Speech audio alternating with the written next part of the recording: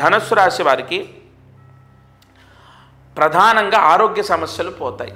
అంటే ఈ నెల ఆరోగ్యం బాగుంటుంది, పాయింట్ నెంబర్ 1. అలాగే విదేశాలకు వెళ్ళే వాళ్ళకు వీసా రావడం, విదేశాల్లో ఉన్న వాళ్లకు ఉద్యోగం రావటం, వీసా సమస్య పోవటం, ఇది కూడా మనకు శుభంగా, అంటే ఇది ఒక మంచి వార్త, శుభవార్త. Point number 2. ఇక నెంబర్ 3 అంటే 3వ పాయింట్ ఏంటంటే, ఈ ధనుస్సు రాశి వారికి చతుర్థంలో శని ఉండి ఈ ముఖ్యంగా ఈ అర్ధాష్టమ శని దోషాన్ని ఇన్ని రోజులు ఇచ్చాడు కదా, ఈ నెల ఆ దోషం మీకు కవర్ అవుతుంది. అంటే ఆ దోష ప్రభావం మీ పైన ఉండదు. ఎందుకంటే ధనుస్సు రాశి వారికి అష్టమంలో గురువు ఉండి నవమ దృష్టితో శనిని చూస్తున్నాడు. తద్వారా ఈ ధనుస్సు రాశి వారికి ఏమవుతుందంటే, రాశ్యాధిపతి కదా, కంట్రోల్ చేస్తాడు శనిని. ఎప్పుడైనా గుర్తుపెట్టుకోండి, శనిని కంట్రోల్ చేసే బలం గురువుకు ఉంటుంది, కానీ గురువు ఉచ్చ స్థితిలో ఉండాలి.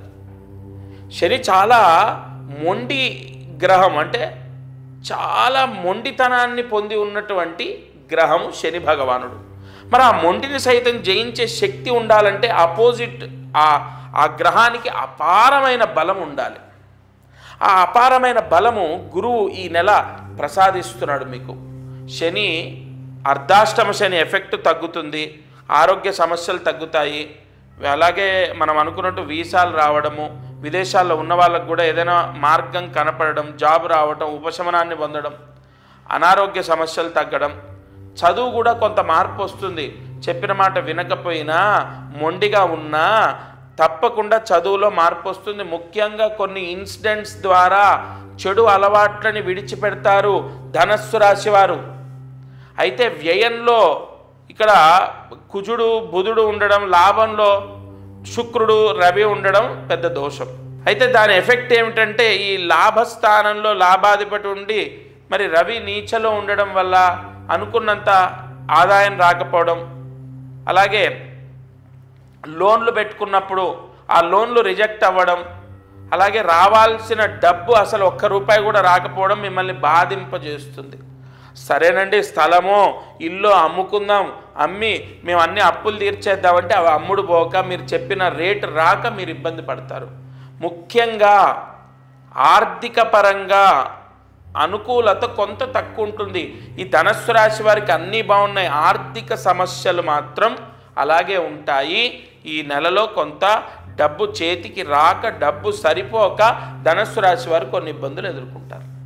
మరి ఓకే, ఈ ధనయోగం లక్ష్మీ కటాక్షం కోసం ప్రాయశ్చిత్తం. మహర్షులు మన యొక్క హైందవ ధర్మం ఎంత గొప్పదంటే, మహర్షులు ప్రతి కర్మకు ఒక ప్రాయశ్చిత్తాన్ని ఉంచారు మనకు.